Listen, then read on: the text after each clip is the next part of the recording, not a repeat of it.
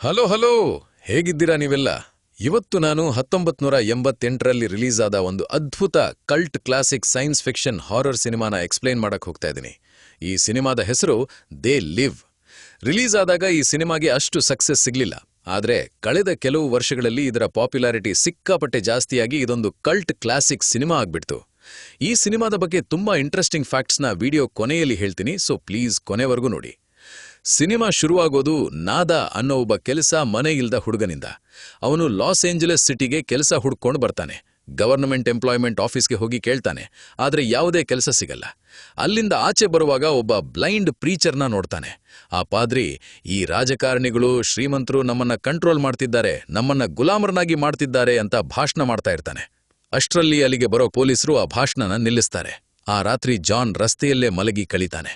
ಮರುದಿನ ಜಾನ್ಗೆ ಒಂದು ಕನ್ಸ್ಟ್ರಕ್ಷನ್ ಸೈಟಲ್ಲಿ ಕೂಲಿ ಕೆಲಸ ಸಿಗುತ್ತೆ. ಅಲ್ಲಿ ಅವನಿಗೆ ಫ್ರಾಂಕ್ ಅನ್ನೋ ಫ್ರೆಂಡ್ ಸಿಗ್ತಾನೆ. ಫ್ರಾಂಕ್ ಅವನನ್ನ ತಾನಿರೋ ಸ್ಲಮ್ ಥರ ಇರೋ ಜಾಗಕ್ಕೆ ಕರ್ಕೊಂಡು ಹೋಗ್ತಾನೆ. ಅಲ್ಲಿ ತುಂಬಾ ಜನ ಮನೆ ಇಲ್ದವರು ಗುಡಿಸಲು ಹಾಕ್ಕೊಂಡಿರ್ತಾರೆ. ಅದನ್ನ ಶಾಂಟಿ ಟೌನ್ ಅಂಟಿದ್ರು. ಆ ಸ್ಲಮ್ನ ಲೀಡರ್ ಹೆಸರು ಗಿಲ್ಬರ್ಟ್. ಅವನು ಜಾನ್ನ ವೆಲ್ಕಮ್ ಮಾಡ್ತಾನೆ. ಒಂದಿನ ರಾತ್ರಿ ಸ್ಲಮ್ಮಲ್ಲಿ ಜನ ಟಿವಿ ನೋಡ್ತಾ ಇರಬೇಕಾದ್ರೆ ದಿಢೀರಂತ ಟಿವಿ ಬ್ರಾಡ್ಕಾಸ್ಟ್ ಹ್ಯಾಕ್ ಆಗ್ಬಿಡುತ್ತೆ. ಟಿವಿಯಲ್ಲಿ ಒಬ್ಬ ವಯಸ್ಸಾದ ವ್ಯಕ್ತಿ ಬಂದು ವಾರ್ನಿಂಗ್ ಕೊಡಕ್ ಶುರು ಮಾಡ್ತಾನೆ. ಕೆಲವು ತಿಂಗಳ ಹಿಂದೆ ಸೈಂಟಿಸ್ಟ್ಸ್ ಒಂದು ಸೀಕ್ರೆಟ್ ಸಿಗ್ನಲ್ನ ಕಂಡುಹಿಡಿದಿದ್ದಾರೆ. ಈ ಸಿಗ್ನಲ್ ಜನಗಳನ್ನ ಒಂಥರ ನಿದ್ದೆ ಮಾಡೋ ಸ್ಟೇಟಲ್ಲಿಟ್ಟಿದೆ. ಇದನ್ನ ನಿಲ್ಸೋಕೆ ಒಂದೇ ದಾರಿ ಇರೋದು ಅಂತ ಹೇಳ್ತಾ ಇರ್ಬೇಕಾದ್ರೇನೆ ಟಿವಿ ಪ್ರೋಗ್ರಾಮ್ ಕಟ್ಟಾಗಿ ವಾಪಸ್ ನಾರ್ಮಲ್ ಪ್ರೋಗ್ರಾಮ್ ಶುರುವಾಗುತ್ತೆ. ಈ ಹ್ಯಾಕ್ ಆದ ಬ್ರಾಡ್ಕಾಸ್ಟ್ ನೋಡಿದ ಜನರಿಗೆಲ್ಲ ಸ್ವಲ್ಪ ಹೊತ್ತು ವಿಪರೀತ ತಲೆನೋವು ಬರುತ್ತೆ. ಅಂದ್ರೆ ಆ ವ್ಯಕ್ತಿ ಹೇಳಿದ್ರಲ್ಲಿ ಏನೋ ನಿಜ ಇತ್ತು. ಜಾನ್ ಇಲ್ಲಿ ಒಂದನ್ನ ಗಮನಿಸ್ತಾನೆ. ಟಿವಿಯಲ್ಲಿ ಆ ವ್ಯಕ್ತಿ ಹೇಳಿದ ಡೈಲಾಗ್ಸ್ಗೂ ನಿನ್ನೆ ಆ ಬ್ಲೈಂಡ್ ಪಾದ್ರಿ ಹೇಳುತ್ತಿದ್ದ ಮಾತುಗಳಿಗೂ ಮ್ಯಾಚ್ ಆಗ್ತಿತ್ತು. ಪಾದ್ರಿ ಬರೀ ಲಿಪ್ಸಿಂಕ್ ಮಾಡ್ತಿದ್ದ ಅಷ್ಟೇ. ಜಾನ್ ಗಿಲ್ಬರ್ಟ್ನ ಫಾಲೋ ಮಾಡ್ಕೊಂಡು ಹತ್ರದ ಒಂದು ಚರ್ಚ್ಗೆ ಹೋಗ್ತಾನೆ. ಚರ್ಚ್ ಒಳಗೆ ಹೋದ ಜಾನ್ಗೆ ಅದೊಂದು ಸೀಕ್ರೆಟ್ ಲ್ಯಾಬ್ ಅಂತ ಗೊತ್ತಾಗುತ್ತೆ. ಅಲ್ಲಿ ತುಂಬಾ ಎಕ್ವಿಪ್ಮೆಂಟ್ಸ್, ಕೆಮಿಕಲ್ಸ್ ಮತ್ತೆ ಕಪ್ಪು ಗ್ಲಾಸ್ ಅಂದ್ರೆ ಸನ್ ಗ್ಲಾಸ್ ಇರೋ ಬಾಕ್ಸ್ಗಳು ಸಿಗುತ್ತೆ. ಜಾನ್ ಒಂದು ಸನ್ ಗ್ಲಾಸ್ ಬಾಕ್ಸ್ನ ಬಚ್ಚಿಟ್ಟಿರ್ತಾನೆ. ಬೇಸಿಕಲಿ ಆ ಚರ್ಚ್ ಟಿವಿಯಲ್ಲಿ ಬಂದ ಆ ವಯಸ್ಸಾದ ವ್ಯಕ್ತಿಯ ಅಡ್ಡ ಆಗಿತ್ತು. ಅಲ್ಲಿ ಗಿಲ್ಬರ್ಟ್ ಕೂಡ ಈ ಕಾನ್ಸ್ಪಿರಸಿ ಬಗ್ಗೆ ಮಾತಾಡ್ತಾ ಇರ್ತಾನೆ. ಅಷ್ಟರಲ್ಲಿ ಆ ಬ್ಲೈಂಡ್ ಪಾದ್ರಿ ಬಂದು ಜಾನ್ನ ಹಿಡಿತಾನೆ. ದೇವರು ನನಗೆ ನಿಜ ನೋಡೋದನ್ನ ಕಲಿಸಿದ್ದಾನೆ ಅಂತಾನೆ.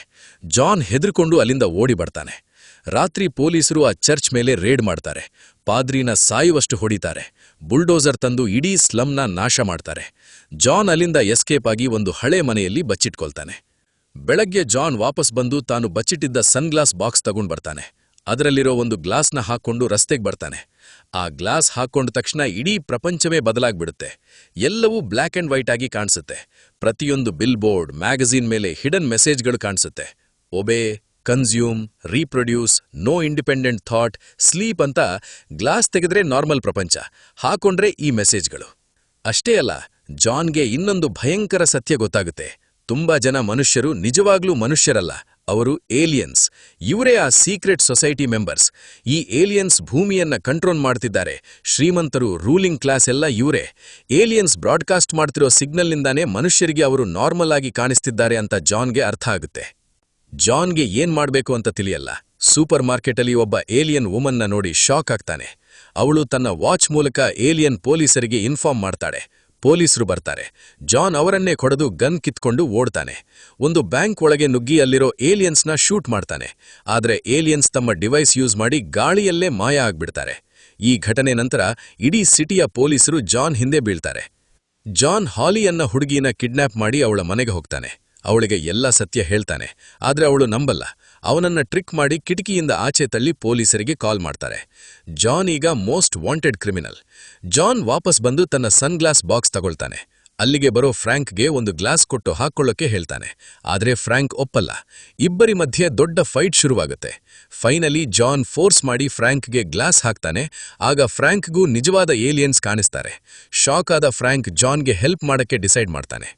ಅವರಿಬ್ರು ಗಿಲ್ಬರ್ಟ್ನ ಕಾಂಟ್ಯಾಕ್ಟ್ ಮಾಡ್ತಾರೆ. ಗಿಲ್ಬರ್ಟ್ ಅವರನ್ನ ಒಂದು ಸೀಕ್ರೆಟ್ ಮೀಟಿಂಗಿಗೆ ಕರ್ಕೊಂಡು ಹೋಗ್ತಾನೆ. ಅಲ್ಲಿ ಅವರಿಗೆ ಗ್ಲಾಸ್ ಬದಲು ಕಾಂಟ್ಯಾಕ್ಟ್ ಲೆನ್ಸ್ ಕೊಡ್ತಾರೆ. ಅಲ್ಲಿ ಏಲಿಯನ್ಸ್ ಯೂಸ್ ಮಾಡೋ ಟೆಲಿಪೋರ್ಟ್ ವಾಚ್ ಕೂಡ ಇರುತ್ತೆ. ಗಿಲ್ಬರ್ಟ್ ಹೇಳ್ತಾನೆ, ನಮಗೆ ಇನ್ನೂ ಜನ ಬೇಕು. ಏಲಿಯನ್ಸ್ ಮನುಷ್ಯರಿಗೂ ದುಡ್ಡು, ಪವರ್ ಆಸೆ ತೋರಿಸಿ ತಮ್ಮ ಕಡೆ ಸೇರಿಸ್ಕೊಳ್ತಿದ್ದಾರೆ. ಅವರನ್ನ ಕೊಲಾಬರೇಟರ್ಸ್ ಅಂತ ಕರೀತಾರೆ. ಆ ಬ್ರೈನ್ ವಾಶ್ ಮಾಡೋ ಸಿಗ್ನಲ್ ಕೇಬಲ್ 54 ಬಿಲ್ಡಿಂಗ್ ಇಂದ ಬರ್ತಿದೆ. ಅಲ್ಲಿಗೆ ಹಾಲಿ ಕೂಡ ಬರ್ತಾರೆ. ಅವಳು ಅದೇ ಬಿಲ್ಡಿಂಗ್ ಅಲ್ಲಿ ಕೆಲಸ ಮಾಡ್ತಿರ್ತಾಳೆ. ಅಷ್ಟರಲ್ಲಿ ಪೊಲೀಸರು ಆ ಮೀಟಿಂಗ್ ಮೇಲೆ ರೇಡ್ ಮಾಡ್ತಾರೆ. ಗಿಲ್ಬರ್ಟ್ ಸಾಯ್ತಾನೆ. ಜಾನ್ ಮತ್ತೆ ಫ್ರಾಂಕ್ ಓಡಿ ಹೋಗಿ ಬೇರೆ ದಾರಿ ಇಲ್ಲದೆ ಏಲಿಯನ್ ವಾಚ್ ಯೂಸ್ ಮಾಡಿ ಪೋರ್ಟಲ್ ಒಳಗೆ ಹಾರ್ತಾರೆ. ಪೋರ್ಟಲಿಂದ ಅವರು ಡೈರೆಕ್ಟ್ ಆಗಿ ಏಲಿಯನ್ಸ್ ಹೆಡ್ ಕ್ವಾರ್ಟರ್ಸ್ಗೆ ಬರ್ತಾರೆ. ಅಲ್ಲಿ ಏಲಿಯನ್ಸ್ ಮತ್ತೆ ಅವರ ಜೊತೆ ಸೇರಿದ ಮನುಷ್ಯರ ಪಾರ್ಟಿ ನಡೀತಾ ಇರುತ್ತೆ. ಸ್ಲಮ್ಮಲ್ಲಿದ್ದ ಒಬ್ಬ ಭಿಕ್ಷುಕ ಈಗ ರಿಚ್ ಆಗ್ಬಿಟ್ಟಿದ್ದಾನೆ.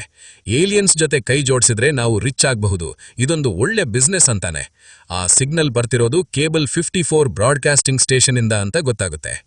ಜಾನ್ ಮತ್ತೆ ಫ್ರ್ಯಾಂಕ್ ಬಿಲ್ಡಿಂಗ್ ರೂಫ್ ಕಡೆ ಓಡ್ತಾರೆ. ದಾರಿಯಲ್ಲಿ ಹಾಲಿ ಸಿಗ್ತಾಳೆ. ಜಾನ್ ಆಂಟೆನಾ ಹತ್ರ ಹೋಗುವಾಗ ಹಾಲಿ ಹಿಂದಿನಿಂದ ಬಂದು ಫ್ರ್ಯಾಂಕ್ನ ಶೂಟ್ ಮಾಡಿ ಸಾಯಿಸ್ತಾಳೆ. ಹೌದು, ಹಾಲಿ ಕೂಡ ಏಲಿಯನ್ಸ್ ಜೊತೆ ಸೇರಿಕೊಂಡಿದ್ದ ಒಬ್ಬ ಕೊಲಾಬರೇಟರ್. ಜಾನ್ ಕೋಪದಿಂದ ಹಾಲಿನ ಶೂಟ್ ಮಾಡ್ತಾನೆ. ಆಂಟೆನಾಗೆ ಗುಂಡು ಹಾರಿಸಿ ಅದನ್ನ ಡಿಸ್ಟ್ರಾಯ್ ಮಾಡ್ತಾನೆ. ಅಷ್ಟರಲ್ಲಿ ಏಲಿಯನ್ಸ್ ಹೆಲಿಕಾಪ್ಟರಿಂದ ಜಾನ್ಗೆ ಶೂಟ್ ಮಾಡಿ ಸಾಯ್ತಾನೆ. ಸಾಯೋ ಮುಂಚೆ ಜಾನ್ ಏಲಿಯನ್ಸ್ಗೆ ಮಿಡಲ್ ಫಿಂಗರ್ ತೋರಿಸಿ ಪ್ರಾಣ ಬಿಡ್ತಾನೆ. ಆಂಟೆನಾ ನಾಶ ಆದ ತಕ್ಷಣ ಇಡೀ ಪ್ರಪಂಚದಲ್ಲಿರೋ ಜನರಿಗೆ ಏಲಿಯನ್ಸ್ನ ನಿಜವಾದ ರೂಪ ಕಾಣೋಕೆ ಶುರುವಾಗುತ್ತೆ. TV news readers, politicians, actors ಎಲ್ಲರೂ ಏಲಿಯನ್ಸ್ ಅಂತ ಜನರಿಗೆ ಗೊತ್ತಾಗುತ್ತೆ. ಇಲ್ಲಿಗೆ ಸಿನಿಮಾ ಮುಗಿಯುತ್ತೆ. ಈ ಸಿನಿಮಾದಲ್ಲಿ ತುಂಬಾ ಹಿಡನ್ ಮೀನಿಂಗ್ಸ್ ಇದೆ. ಅದಕ್ಕೆ ಇದೊಂದು ಇನ್ಫ್ಲೂಯೆನ್ಷಿಯಲ್ ಸಿನಿಮಾ. ಸಿನಿಮಾದಲ್ಲಿರೋ ಏಲಿಯನ್ಸ್ ಬೇರೆ ಯಾರೂ ಅಲ್ಲ, ನಮ್ಮನ್ನ ಕಂಟ್ರೋಲ್ ಮಾಡ್ತಿರೋ ಎಲೈಟ್ ಕ್ಲಾಸ್ ಜನ. ಟಿವಿ, ಬ್ರ್ಯಾಂಡ್ಸ್, ವಸ್ತುಗಳನ್ನ ತೋರಿಸಿ ನಮ್ಮನ್ನ ಹೇಗೆ ಅಡಿಕ್ಟ್ ಮಾಡ್ತಾರೆ ಅಂತ ತೋರಿಸಿದ್ದಾರೆ.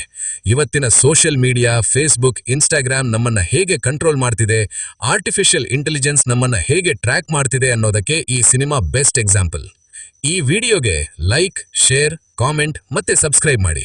ನೀವು ಮಾಡೋ ಕಾಮೆಂಟ್ಸ್ ಇಂದ ಇನ್ನೂ ಹೆಚ್ಚು ಹೆಚ್ಚು ಒಳ್ಳೆ ಕಥೆಗಳನ್ನ ನಿಮ್ಮ ಮುಂದೆ ತೆರೆದಿಡಲು ಸಹಾಯವಾಗುತ್ತದೆ. ಮತ್ತೆ ಸಿಗ್ತೇನೆ ಹೊಸ ಚಿತ್ರದೊಂದಿಗೆ.